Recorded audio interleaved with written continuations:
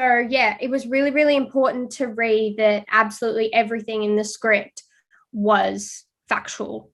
And that means that everything that you see in the movie actually happened to Laura. And it's a lot of psychological abuse as well as physical. And it's just disgusting because these girls were 13. I don't understand what goes through a 13-year-old's mind to be able to do something like that. But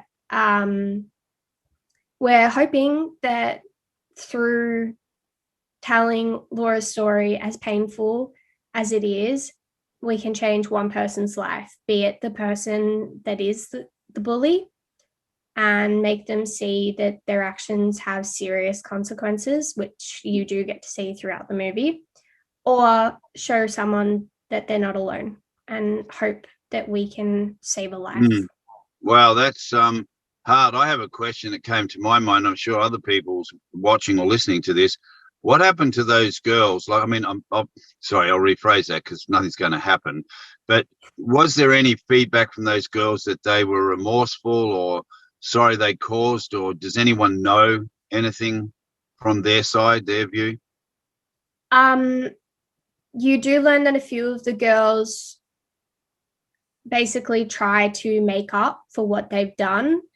And as I said, everything's true. So as far as I know, obviously, because this happened quite a while ago, as far as I know, that's how they showed their remorse and they realized that what they did was wrong. But there are still one or two that just didn't see the error of their ways. That's really sad. That's the sad part as well, that people can't see that they were part of the cause of a young person taking their life. Now, we also know too that young girl had a choice, and she chose to take her life. Sadly, she could have made other choices, but obviously she didn't see any hope or any light or any end to what was happening to her, which is the sad part. And that's what we hope with these interviews and people sharing that, it's brought more and more attention. Like we have had, and look, we've had a lot of people on the show that run, mental health and suicide awareness nonprofits. Matt Runnels from Australia, Melbourne, Australia, CEO of mindfulaustralia.org. Troy Coward from Beacon Fight for Life from Perth. And Sam Webb, who's based in LA but runs his online mental health and suicide awareness. Doug, you got a T-shirt there from Sam's organization? Yes, it's called livin.org, and their motto is "It ain't weak to speak," and here's the logo of it. Oh, nice. Yeah, it's pretty powerful words, isn't it? Ain't weak to speak, and that's the sad part, is that Laura, obviously just there was something missing for her, sadly, to be able to, come forward, seek help, stand up, but she just didn't see that. It was so engulfing in her whole, spirit and demeanor that she could see no end to it. Yeah. Yeah, well, unfortunately, she did actually try and seek help from the school multiple times. But she was just turned away and told that she was being dramatic, that kind of thing that usually happens when teenagers try and speak out about their mental health. Yeah, Jamie, that's really, that's sad too, that the school didn't listen to a young girl who was pleading for help. Jamie, yeah, I understand that. And that's a really sad case, that the school didn't hear a young girl reaching out or crying out for help. And then sadly, she took her own life. Now, we interviewed another young girl probably a couple of weeks ago. And her story is like so similar, like terribly sad. But thank God she came through her darkness, right? But she said the same thing. She reached out for help. She even reached out for help in the hospitals, and they just kept turning her away and say, no, it's like you're just paranoid. It's nothing going to happen. And then 3 days later, she jumped in front of a train, and thank God she survived. And sadly, her mum was watching all this happen. So when we were talking with her on the interview, she said the toughest thing that came out of that was the pain I saw in my mum's face.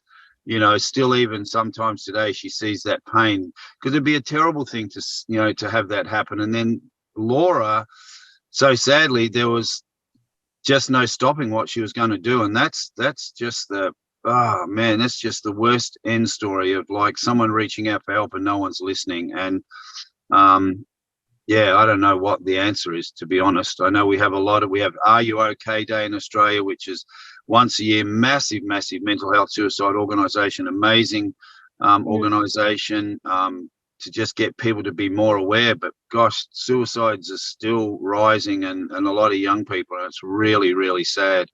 I think, Doug, if I remember rightly, you had a bit of an incident at school where I think you were sort of reaching out for help, or was it you or your parents talking to the school? It was me. And the thing was, during 2014 and 15, I was at a low point in my life where I was really depressed.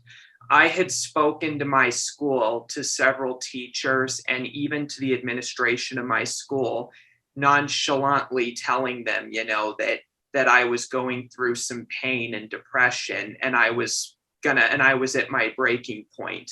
But unfortunately, they turned me away. In fact, the principal kind of said something that came across to me as complete invalidation of my feelings.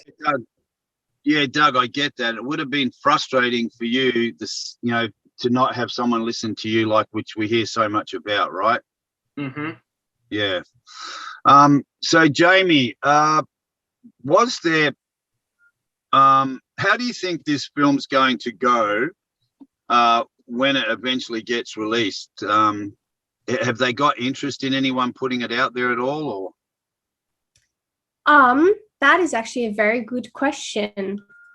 I don't know if we have interest in it yet, but I know that Rhiannon actually wants it to be a part of the school curriculum, so that it can be a teaching moment for school students, because I know at my school we actually studied Mean Girls in Year 8 about social behavior and stuff. Mm-hmm. So that was really interesting. So it would be pretty cool if our movie could be something that teaches people right from wrong. Yeah, absolutely. But I think other than that, the main goal is obviously festivals and hopefully awards, but you never know.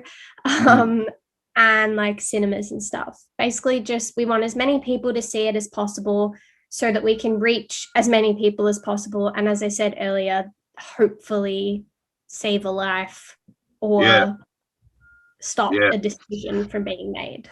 Well, look, we'll definitely give Rhiannon information onto all the people that we've interviewed here who, would obviously love to be able to share that film on their, the advertising of film on their platforms. There's actually a guy in Perth. Now we haven't interviewed him yet. I've got to look at his contact again. He's actually put on a play about suicide, and the play's actually going to America. So I'm going to find him and connect you and Rhiannon up with him, because there might be some sort of opening option there as well, That would be amazing. I would love that, and I know for sure Rhea would love that. Thank you. Hey, that's no worries. Now, so a question: have you dealt with any sort of depression or suicidal thoughts yourself? Growing up, have you dealt with anything on that dark side of the life? Yes, I have actually. I'm diagnosed with bipolar type 2. I'm on medication, and I see a psychiatrist, and I have a wonderful support system. So I'm definitely doing much better than I was. But when I was in my younger teenage years, I did cope in some pretty not helpful ways. and I definitely had my fair share of dangerous, icky, what I like to call spicy thoughts. I did spend some time in a psychiatric hospital. I've had multiple admissions to that actually, but I'm doing okay now. Definitely meeting Ree and working with her as a mentor and seeing where my life can go has been super helpful. I have an amazing support system through family, friends, my parents, and then obviously the medical like staff and everything that have looked after me. That's amazing. Yeah, basically I've just learned to reach out for help when I'm struggling, and I'm slowly attempting to break the stigma around specifically my diagnosis, because it is often looked at negatively. So sharing this with you is a big step. Yeah.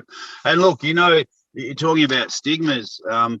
Autism's got a massive stigma around it as well, you know? Yeah. And Doug's dealt with that, and another friend overseas, the same thing, you know? And, you know, like it is what it is. That's autism is autism, but that doesn't mean that those people are less capable of doing anything on this planet, you know? Yeah. We started Doug built the website for it. It was actually created out of the same program at Landmark, which Are You OK Day was created in Australia out of the Landmark Self-Expression Leadership Program.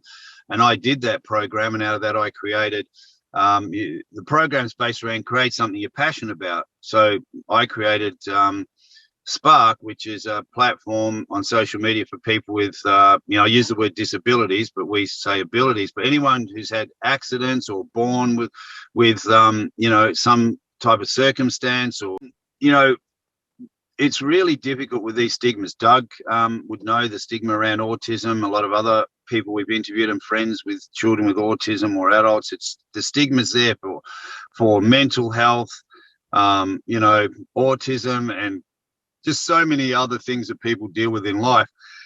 We started a platform called Spark, and that's for people with disabilities to share all their creative breakthroughs, whatever they're up to in life, like whether they be someone who's a wheelchair user, or someone who's low vision or blind or hearing impaired or deaf, people who've been in horrific car accidents, or ended up having to be wheelchair users, but they've created things. They've started playing sport, or they've started doing creative arts outlets, painting, writing, directing, producing. There's a school here up in Bakersfield in LA run by Joey Travolta, which is he is the brother of John Travolta.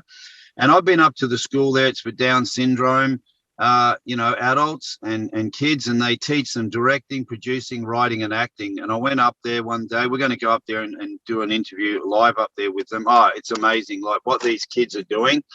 And, like the stigma around Down syndrome, like it's when you go there, you don't even know these kids are like they're just incredible. Like their writing and their production skills are just fantastic. So we created this platform where we can invite nonprofits such as that, and all the mental health and suicide nonprofits in Australia on board, and then just people who, like even yourself, Jamie, like you're dealing with bipolar. You can get on there and you will be, actually, it's an invite now. You can get on there and start sharing about your journey and your acting and what you've done in this film. So this is a platform that we created, and we're just trying to remove that stigma that, yes, it's difficult for people at times, but they're capable of doing, what they want to do in this world without that stigma behind them, Yeah, exactly. And you are a guest, so you just got lumbered with. You'll be sharing your journey on our platform, which will be great.